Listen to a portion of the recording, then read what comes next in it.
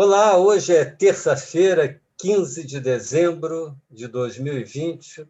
O Grupo de Conjuntura está aqui reunido para o seu último podcast do ano.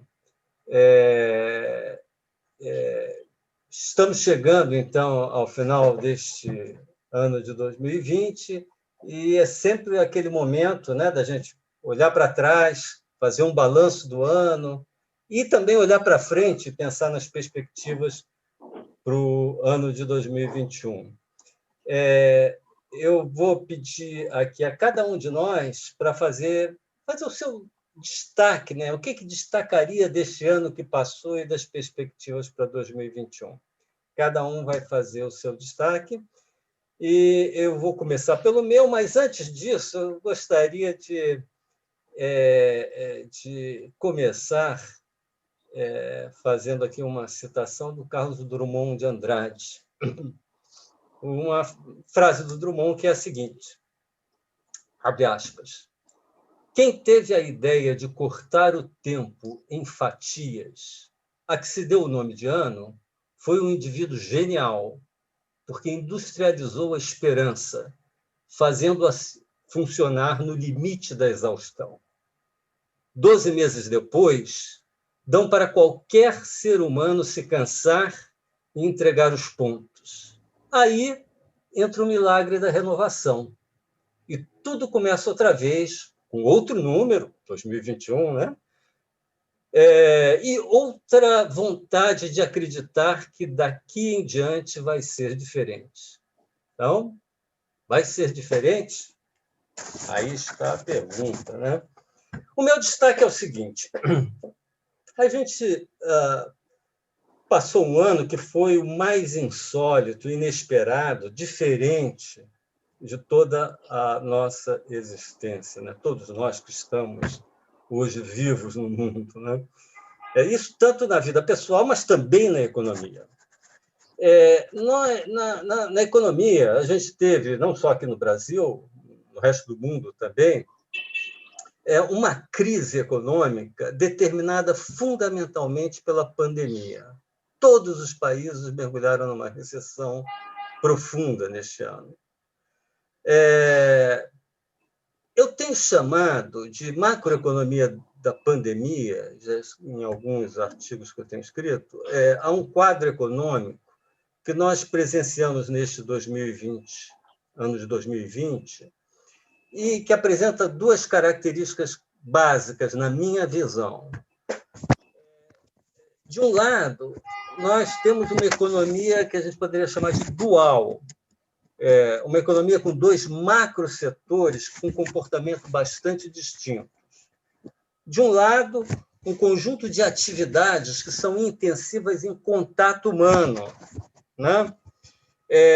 E essas atividades têm a sua produção travada, né? Não por insuficiência de demanda agregada, não pelos motivos tradicionais, mas sim pelo medo do contágio, medo dos consumidores ou até por restrições do governo.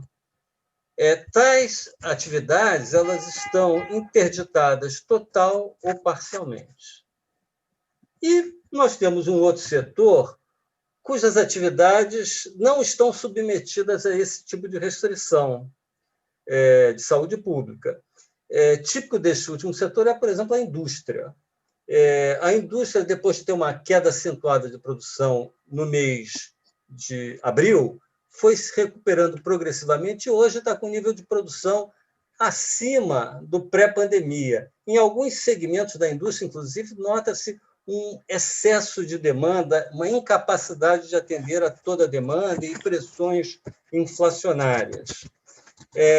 Então, nós temos esses dois tipos de setor e isso vai continuar assim por algum tempo. E uma implicação para 2021 é que, mesmo que haja, ainda que haja, uma demanda agregada potencial, digamos assim, satisfatória, elevada, o PIB vai estar contido por conta do setor intensivo em contatos, que, a propósito, também é intensivo em empregos. Isso é uma coisa importante. e cuja produção vai estar impedida de retornar aos níveis pré-pandemia até que haja uma vacinação de uma parcela significativa da população. Esse é um dos maiores problemas para o crescimento da economia em 2021. Ele depende, esse crescimento de 2021, olhando por esse lado, depende crucialmente de um plano de vacinação eficaz e rápido, sobre o qual nós temos muitas dúvidas nesse momento. A outra característica da economia da pandemia que eu queria destacar foi a enorme transferência de recursos do setor público para o setor privado, através de programas de transferência de renda, subsídios, etc. Isso fez com que a renda disponível do setor público despencasse, ficasse muito pequena, e a renda disponível do setor privado fosse engordada por essas transferências. Em decorrência disso, dessa queda da renda disponível do setor público e da manutenção até expansão de gastos, o setor público contraiu um déficit público gigantesco. Sobre isso eu não vou falar, só mencionar que chegou, em termos nominais, é capaz de chegar a 17% do PIB, e que isso teve que ser financiado de alguma maneira, via, principalmente, colocação de títulos de dívida e expansão monetária. Mas a questão é a seguinte: quem financiou esse déficit? Quem comprou esses títulos da dívida, né? Foi o setor privado, empresas e famílias. Não foi o setor externo. Pelo contrário, do ponto de vista externo, a gente até passou de um déficit para um superávit do balanço de pagamentos em conta corrente. Esse financiamento pelo setor privado foi possível porque houve um fortíssimo aumento da propensão a poupar de famílias e empresas. No caso das famílias, isso aí ocorreu por conta, principalmente, de um corte do consumo daqueles serviços intensivos em contato humano e que tem um peso bastante grande na cesta de consumo da população, principalmente das camadas de renda média e das camadas de renda alta da população. Além disso, houve também o que se chama de uma poupança precaucionária. Muito bem. Dessa segunda característica, eu vou destacar duas implicações para 2021, muito rapidamente, e terminar. A primeira é que houve um aumento da dívida, esse aumento da dívida pública traz um ingrediente adicional de complicação no nosso já crítico quadro fiscal. Eu não vou falar disso, isso aí outros aqui no grupo falarão. E o segundo, muito rapidamente, a segunda implicação, muito rapidamente, é que muito se tem falado do uso dessa poupança acumulada em 2020 pelo setor privado como um possível instrumento de compensação para a queda do consumo derivada do fim do auxílio emergencial. As pessoas poderiam gastar essa poupança acumulada. Claro que pode haver uma normalização, digamos assim, da propensão a consumir, mas aquela poupança que foi acumulada até agora e que se converteu foi convertida concretamente em títulos da dívida pública, essa aí tem que ficar lá. Se seus proprietários quiserem, em conjunto, né, não um outro, mas se eles em conjunto quiserem se desfazer desses títulos, quem comprará? Isso aí só seria possível se houvesse uma gigantesca expansão monetária que não parece viável neste ano. Quer dizer, nem neste ano, nem no futuro. Enfim, estou aqui levantando conjecturas sobre questões a respeito de 2021. Vou parar por aqui no meu destaque, nessas implicações da macroeconomia da pandemia, e passo a palavra aqui, então, para, digamos, quem vai entrar aqui, eu acho que a Margarida... Posso falar, Dudu? Posso falar, então? Tá, então, o um destaque assim, é perguntar para 2020, não, fazendo a retrospectiva, se a gente foi bem ou mal, tá? Em duas dimensões, tanto na dimensão da pandemia quanto na dimensão econômica. Tá? O que a gente observa é que na dimensão da pandemia, seja medida pelo número de contágios, seja medida pelo número de óbitos, o Brasil esteve na média dos outros países, tá? Ou seja, tanto no... É claro que em alguns momentos, especialmente no início, a gente teve um número acumulado de óbitos muito grandes, tá? Mas depois outros países, tanto na América Latina, não, outros países daqui da América Latina, como comparado com outros países, Europa, Estados Unidos, o Brasil tem tido um rendimento dentro da média, um pouco mostrando como é que o contágio, a evolução da pandemia, parece que converge para um certo número acumulado. É claro que podemos ter trajetórias diferentes, alguns chegam antes, outros chegam depois, tá? Mas como que o contágio vai acontecendo. Se você fez o isolamento mais forte no começo, tem pouco contágio, mas provavelmente na medida que você vai afrouxando o isolamento, ele acontece. Então, o Brasil teve, digamos, em termos de comportamento na pandemia, teve mais ou menos na média tanto está até melhor que vários países da América Latina, agora no final, no acumulado desde o começo, e parecido com outros países da Europa. Se a gente for para o lado da economia, a queda do PIB estimada para o Brasil para este ano, tá? Também fica mais ou menos na média do que seria os países desenvolvidos, tá? Então, não tem não destoa muito uma queda do PIB. Vamos supor que o PIB possa cair este ano 4,4%, tá? Não vai ser muito diferente de outros países da OCDE, como o Francisco Eduardo já tinha destacado na semana anterior. Tá? Então,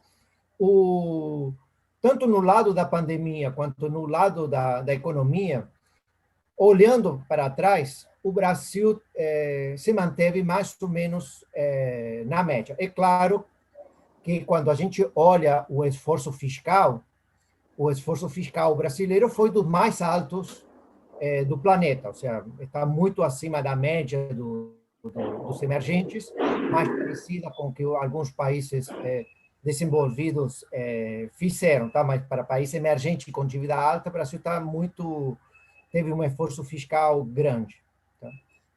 O que me surpreende, que é meu destaque, que tudo isso aconteça em um contexto em que a política, tanto de saúde pública, a nível nacional, não? Olhando para o Ministério da Saúde, quanto para a economia, tenha sido tão pouco estruturada. Tá? Ou seja, a gente tem, do ponto de vista institucional, marcos para tanto o Ministério da Saúde quanto para o Ministério da Economia, onde o Poder Executivo não tem sido muito bem consolidado e não tem estabelecido planos claros e definidos. Tá? Então, aos trancos e barrancos, isso que eu queria falar, aos trancos e barrancos, sem ter planos tanto na área de saúde quanto na área de economia, parece que o resultado brasileiro se saiu bem. Teve um auxílio emergencial que não foi definido a partir de um plano claro, sino que foram definidos a partir de uma negociação política que tinha tudo para não dar certo, mas deu certo. Tá? Então, o desempenho, olhando por esse ponto de vista, comparado com o resto do mundo, o Brasil está dentro da média. Tá? O outro ponto que eu quero destacar, um ponto que o Francisco Eduardo destaca, é que a pandemia não acabou.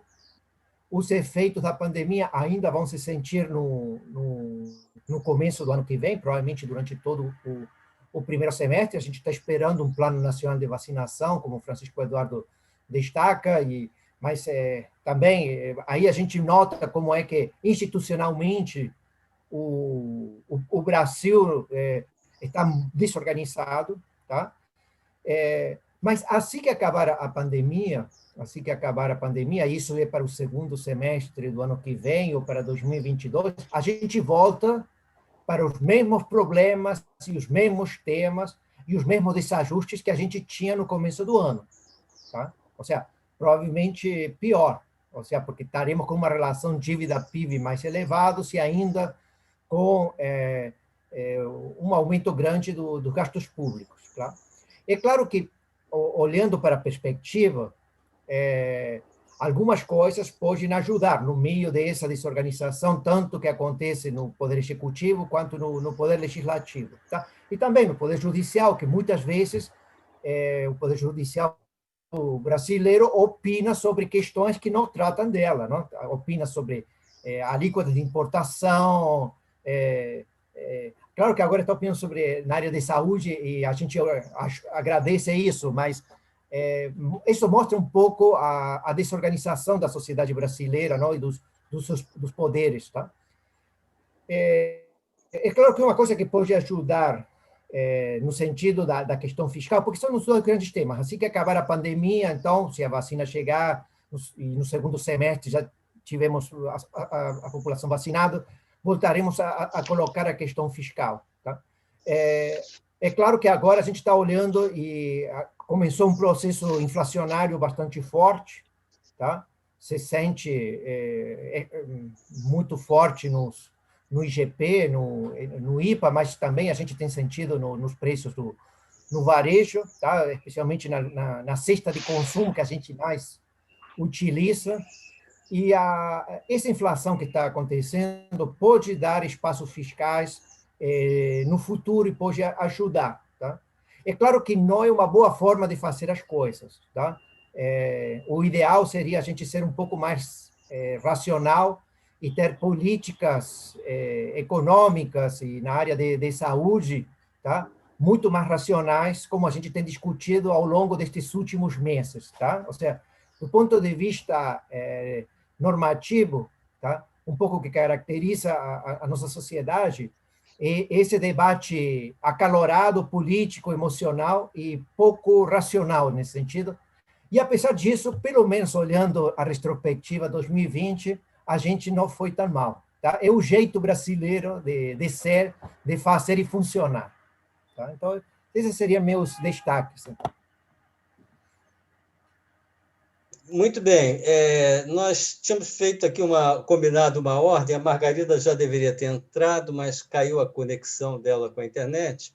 Então, enquanto aguardamos a volta da Margarida, vamos mudar aqui a ordem dos fatores e a palavra está com o Caio, para fazer o destaque dele.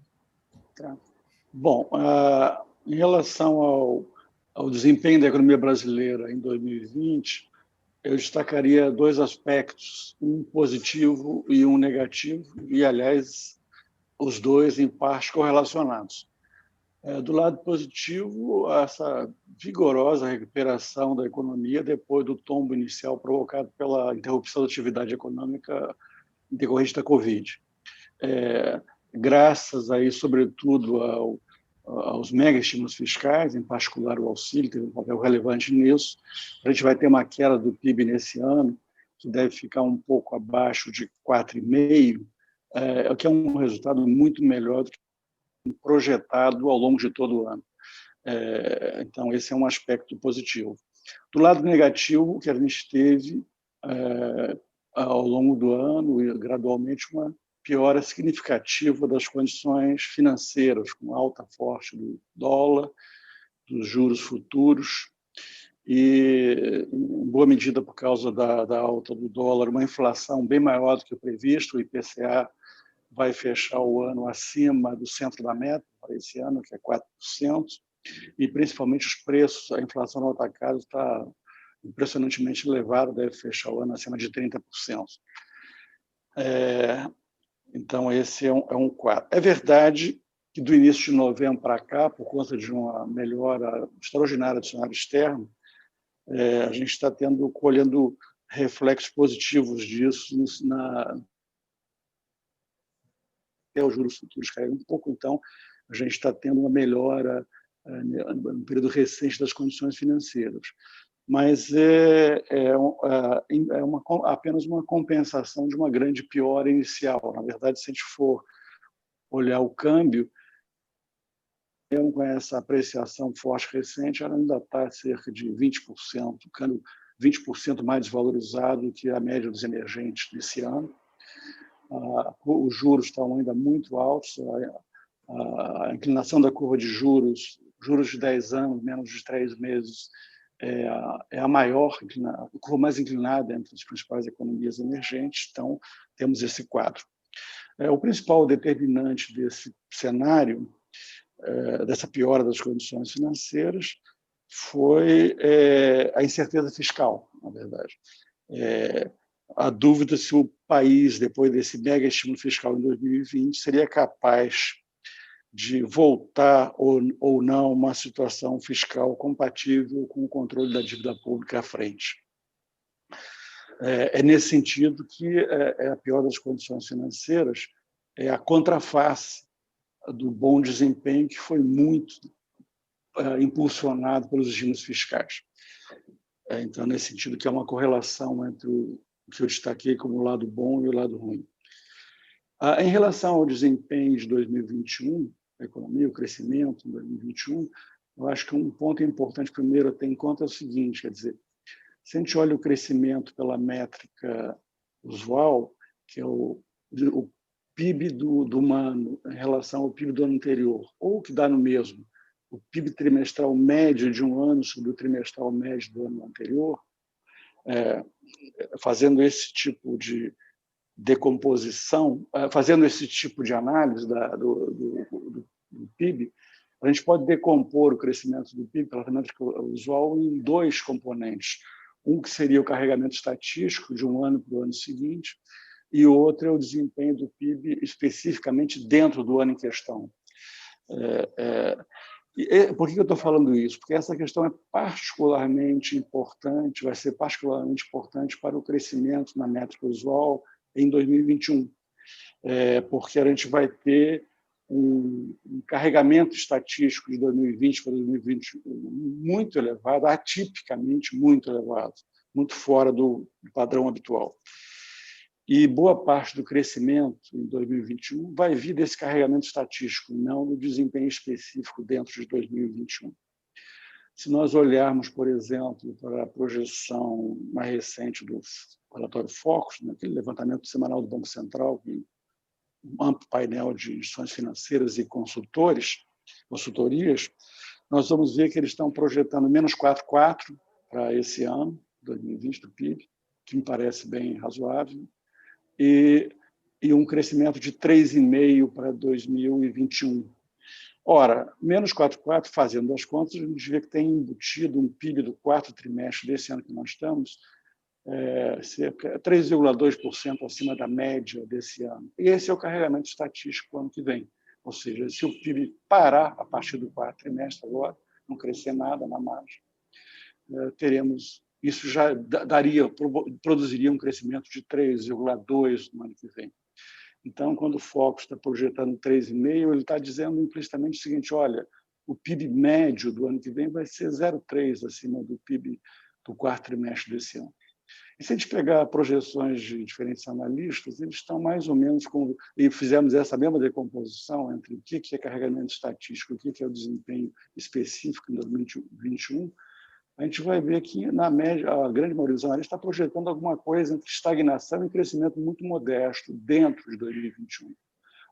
As diferenças de taxas de crescimento vêm mais do carregamento estatístico. Na verdade, esse crescimento aí entre o PIB médio do 2021 e o quarto trimestre está, na maioria das projeções dos principais analistas, está em um intervalo muito estreito, entre 0 e 1%. Ou seja, entre uma estagnação e um crescimento modesto. Então, a questão que se coloca, né, de que vai depender esse crescimento dentro de 2021, né, do quarto trimestre de 2020 ao quarto trimestre de 2021. Há um consenso que uma variável-chave vai ser a evolução da pandemia, porque ela tem toda a relação direta com a normalização da atividade econômica, em particular do setor de serviços, e por aí com a recuperação mais firme do mercado de trabalho. Então, isso não há dúvida que essa é uma variável-chave consensual, o que vai depender, claro, obviamente, da rapidez da vacinação em massa e da eficácia das vacinas que vão estar sendo tomadas. Mas, além desse consenso, há um debate sobre a política econômica mais adequada para o desempenho da economia, para esse crescimento dentro de 2021. E aí as posições polares são, de um lado, que defendem uma expansão fiscal, uma consolidação fiscal bem mais lenta esse ano, com um gasto expressivo extra-teto, furando o teto, como isso sendo uma variável-chave para o crescimento em 2021, e aos que, por outro lado, enfatizam que esse crescimento extra-teto, mesmo que ocorra o crescimento extra-teto, ele seria muito modesto, face ao que houve no ano passado, e que a grande questão para o crescimento está no lado das condições financeiras, comportamento de juros e câmbio, em particular. E né, para essa visão, dada a enorme crise fiscal que o país vive, haveria umas restrições claras à expansão fiscal pelo risco dela enfraquecer a confiança no controle da dívida pública e isso bater em juros, câmbio e, em última análise, derrubar a atividade econômica no limite. Então, esse é o debate. Nesse debate, a minha posição, aliás, eu acho que nisso eu falo em nome do grupo, a nossa posição é a segunda, na verdade.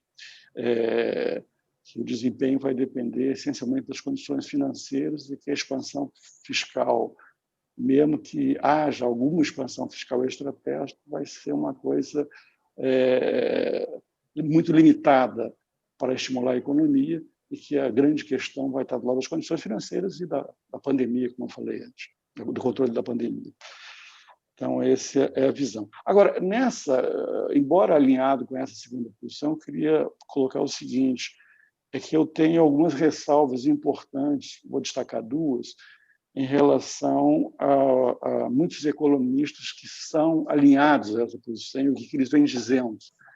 Eu queria fazer duas ressalvas. A primeira ressalva é que muitos economistas dessa segunda posição, que enfatiza a relevância máxima das condições financeiras, eles minimizam muito a dificuldade que vai haver nessa transição entre esse mundo que a gente viveu esse ano de mega estímulos fiscais e até creditícios, mais até os estímulos fiscais, e o que se segue, dado que esses estímulos vão desaparecer não gradualmente, mas abruptamente agora no início, pelo menos a princípio é isso que está enunciado. Eles vão desaparecer abruptamente no início do ano. Então, esses economistas que minimizam isso falam, não, mas o mercado de trabalho está em recuperação, tem essa poupança acumulada, a qual o Francisco se referiu antes, que pode se converter em gastos, enfim, tem a expansão do crédito. Então, eles tendem a achar que há boas razões para se pensar numa espécie de pouso suave, uma coisa compensa a outra, a redução, e você não tem maiores impactos negativos nessa transição. Eu tenho uma visão muito diferente, sou muito mais pessimista em relação a isso. Eu acho bastante improvável, aliás, esse cenário. As razões de eu achar isso improvável são, em primeiro lugar, o fato de que o auxílio, por exemplo, o auxílio é uma transferência de renda para as famílias atualmente perto de 25 bilhões mês, o que significa, se a gente pensar o PIB em bases mensais, o PIB e seus componentes em bases mensais, e 25 bilhões quer dizer mais de 6% do consumo das famílias. Esse benefício vai desaparecer, por enquanto, até prova em contrário, de uma hora para outra. E não esquecendo que esse benefício é voltado principalmente para as classes de renda mais pobres, que têm uma altíssima propensão a consumir. Então, além disso, a inflação, no momento, não está tão baixa, que é uma fonte adicional de contração de renda das famílias. Então, estamos lidando com uma contração de renda substancial das famílias. Segundo ponto é que, sobre essa recuperação do mercado de trabalho, se a gente pegar o dado mais recente da PNAD, que ainda é de setembro, nós temos que o total de pessoal ocupado no Brasil ainda está cerca de 11 milhões de pessoas abaixo do ano igual ao período anterior, o período pré-pandemia, e a massa de rendimentos efetivamente recebida dos trabalhadores ocupados, a massa de rendimentos, ainda é cerca de 22 bilhões de reais em setembro, menor que setembro do ano anterior. Então, nós estamos falando, e nada indica que no quarto trimestre isso pode ter mudado substancialmente. Certamente houve alguma melhora na margem, mas nada que mude a dramaticidade da questão que a gente está discutindo. Quanto à poupança acumulada, compensar o gasto, ela virar consumo, e isso compensar a redução dos estímulos, o Francisco fez uma observação pelo lado macro da questão do financiamento público, que eu me referi a um outro lado da questão, que é as decisões dos indivíduos, das famílias, sobre o uso da sua poupança. E isso depende, obviamente, muito. Nesses primeiros meses, a gente vai ter um fator muito contra esse uso, pelo menos um uso maciço desses recursos para gasto, que é a incerteza, tanto ligada à pandemia, à normalização da atividade econômica, quanto à brutal incerteza fiscal e o seu impacto nas condições financeiras da economia. São dois fatores grandes de existir. Então, resumindo, eu tenho impressão sobre isso, eu tenho a impressão que o cenário mais provável é um cenário não de um pouso tão suave assim, mas de uma queda do PIB, um PIB médio nos 2 primeiros trimestres do ano inferior ao PIB do quarto trimestre. Uma queda, magnitude já vê, ainda incerto, mas claro, de queda. Um PIB médio no primeiro semestre menor que o do quarto. A segunda ressalva que eu queria fazer é sobre a questão do teto dos gastos, que é muito enfatizada nessa posição com a qual nos alinhamos. Não há dúvida que o teto é a grande âncora da confiança no ajuste fiscal e tudo mais, concordamos todo mundo sobre isso, mas daí se segue muitas vezes uma visão muito rígida de que nenhum tipo de flexibilização do teto é aceitável no contexto atual da economia brasileira. E isso me parece francamente exagerado. Na verdade, não há dúvida que se houver uma flexibilização do teto sem reformas estruturais de médio prazo que sinalizem um controle da dívida pública à frente, aí sim o resultado dessa flexibilização, mesmo temporária, com a volta ao teto em algum momento posterior, seria desastroso. Então, bateria muito fortemente, provavelmente, nos juros e câmbio e negativamente na atividade econômica. Mas isso não está dado, e isso é o que está em questão. Que tipo de reforma, de contrapartidas vão estar sendo geradas no momento próximo e imediato. Estou vendo que eu estou aqui meio estourando meu tempo, vou fazer um rapidíssimo resumo para eu ter que falar de menos coisas que eu tinha pensado. De qualquer maneira, eu acho que, se a gente levar em conta o mercado de trabalho fraco no início do ano, até porque o setor de serviços ainda vai continuar muito travado pela pandemia.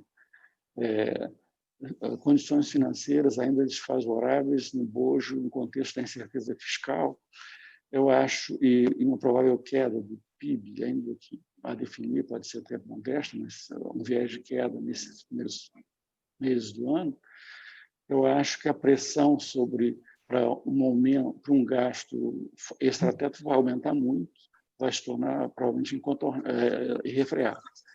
E essa possibilidade, aqui para encerrar, pegar o meu último ponto, essa possibilidade de ter um gasto extrateto, ela foi muito reforçada na semana passada pelo que saiu na imprensa do que seria a versão preliminar da PEC do fiscal que o relator, o senador Márcio Bittar, vai enviar para o Congresso analisar a partir de fevereiro.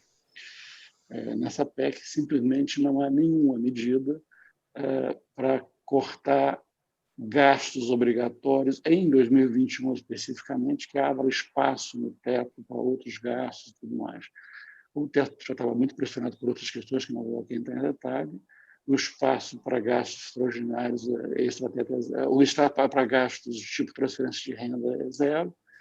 Então, eu acho que esse desenho da PEC, que por enquanto é o que se tem, sem corte de gastos obrigatórios em 2021, praticamente torna inevitável que o Congresso acabe optando por um gasto extrateto, que idealmente seria um gasto temporário, um volta ao teto em prazo a definir.